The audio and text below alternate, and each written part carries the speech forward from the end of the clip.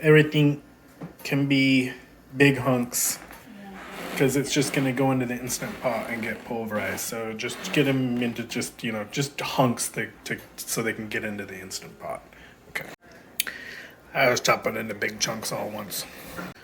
Real fast. Just big hunks, you know. Took me like 5 seconds max. Throw it into the bowl. So I got it all ready for the mirepoix. On your Instant Pot, turn it on, set it on saute. And it's gonna get nice and hot down in there, and we're just gonna saute the mirepoix for a few minutes before we set it to cook. So I'm just gonna do a couple carrots and a couple onions. Well, about a half a pound of carrots. Well, you know, what day would be... I don't like to be super heavy on the carrot. It can be a strong flavor, so I just do some. Big chunks. Nothing needs to be cut up small, just big chunks super fast all at once. 3 medium to small onions, or like 2 large ones, whatever you want. Yeah. To give you an idea of the size of the onion chunks, just like big pieces. Doesn't super fast. Avocado oil. A pretty healthy pour. Yeah. A few tablespoons, I guess. I'll add more if I need. Big chunk.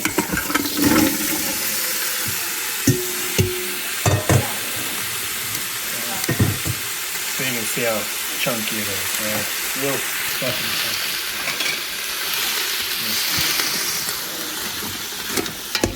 The oil on everything. And then just saute it for like 10-15 minutes like you normally do, just in here, no problem. While this is sauteing, I'm gonna get some ginger and some garlic ready for it.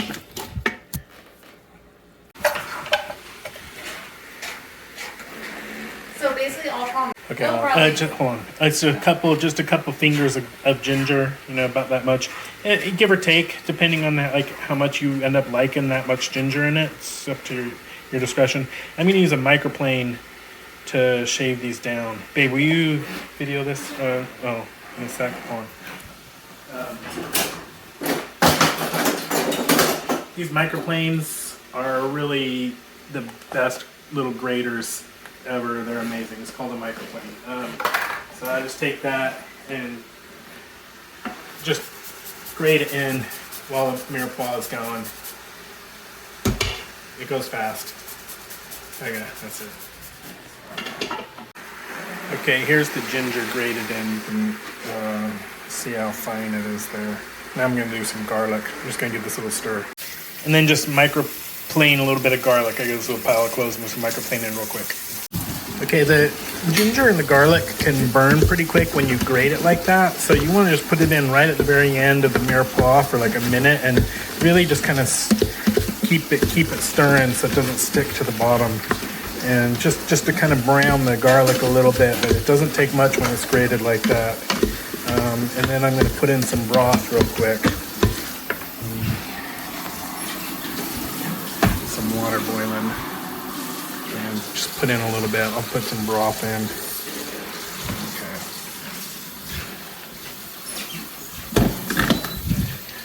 Okay. With that boiling water in, I'm going to add broth paste to it, but just to kind of halt the caramelizing in the bottom so the garlic doesn't burn.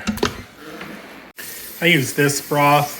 It's vegan. You can pretty much use any broth you want or make your own broth. Okay, I'm just gonna pour all these chunks of squash into here. Okay, so now that it's all in here, it's pretty much it's max capacity. I'm gonna top it off with water.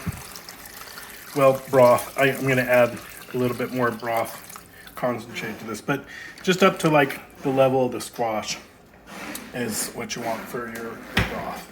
I'm just gonna, I take a little bit of hot water and dissolve the broth into it so it stirs in a little bit. Okay, just kind of like mixing it with some hot water so it's not like a lump in there, and then I can like pour this in to add some like concentrated broth to the water I just topped it off with.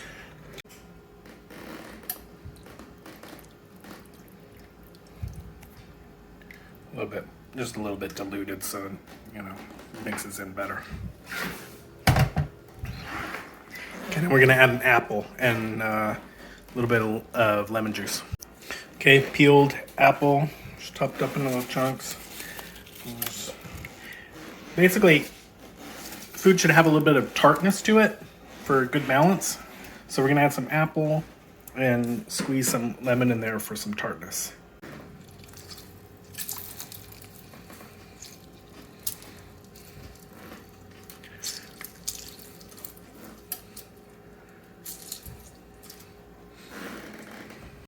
These are some optional spices: cinnamon, allspice, cardamom, cayenne pepper, and some nutmeg. I'm just gonna grate a little bit of the nutmeg with a smaller microplane that I got. Let me show you. Small one. Yeah, there's a small one. Does finer shavings than this bigger one down there. This is, you know, for if you wanna. This is what I'm gonna use for the nutmeg. And then I like to put a little cayenne, give it a little heat kick. I just ordered this in bulk on Amazon, and the Ceylon cinnamon I also order in bulk from Amazon. I just put it in the store. Anyway, too much info. Okay, this cayenne that I got is actually really strong. There's different like heat units you can get on Amazon. This is like 90,000, whatever IBU, whatever the heat unit is. So I'm just gonna sprinkle a little bit in here. That's probably good. Just gonna give it a little bit of heat. You think that's pretty good, babe? Mm-hmm. Okay. Cinnamon, if you can tolerate it, shake some in. It becomes a bit of a, I don't know how much this is gonna be, maybe a half a teaspoon to a teaspoon, half a teaspoon, I don't know. I don't really measure. Allspice is pretty strong, so I only put a tiny little bit, dash, just a little bit. I'm not going to put cardamom in this one, but I'm going to grate a little bit of nutmeg. This thing's wet. Maybe like a third of this, at the most.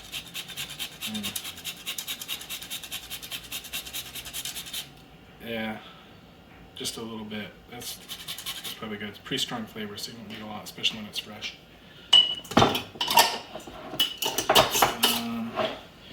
A little pepper.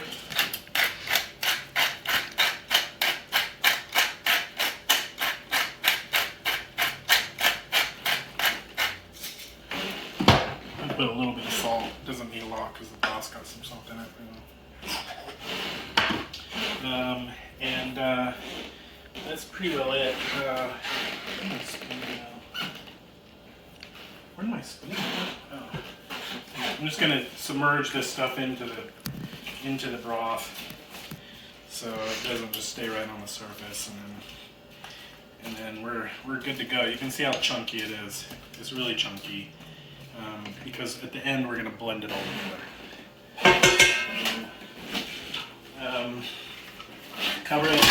It's gonna take a while to heat up because it's so full. It's gonna take a while to cool down because it's so full. But pressure cook it high, and I do like 35-40 minutes. You know, you really want to just make sure everything in there is gonna be mush at the end. So set it and leave it to go. All set. Okay, babe, I'm gonna edit that out. No, you're not. Yes, I am. No. Okay, so I finished the pressurization part of the cooking 28 minutes ago.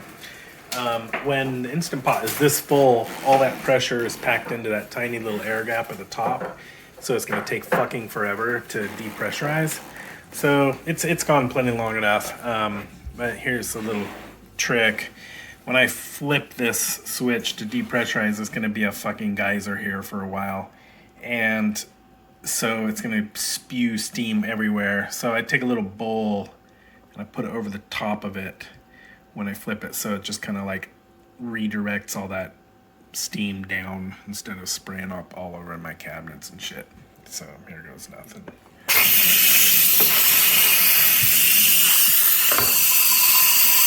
Yeah, and then just wait for like 10 minutes. It's gonna take a while. Okay, so it's done. I popped the lid off, and I just added in a can of coconut milk and coconut cream. You can add one or the other, or both, or none, or some other kind of cream if you want. Just makes it a little creamier. So the very last thing to do is to take an immersion blender like this. This is what's gonna just puree the whole thing together. Just plunge it down toward the bottom and puree for a while. Be back in a sec. That's it. It's all done. Blended it up for maybe 2 minutes till, you can do this to whatever consistency you like. Some people want to leave a few chunks, but I like it nice and creamy. And then just give it a taste. See if you want to add anything to it. Tasted good to me. It's got a little bit of tang, some heat. Nice and balanced. Pretty fucking good. I'm into it. Giant pot of soup. That's it. Enjoy.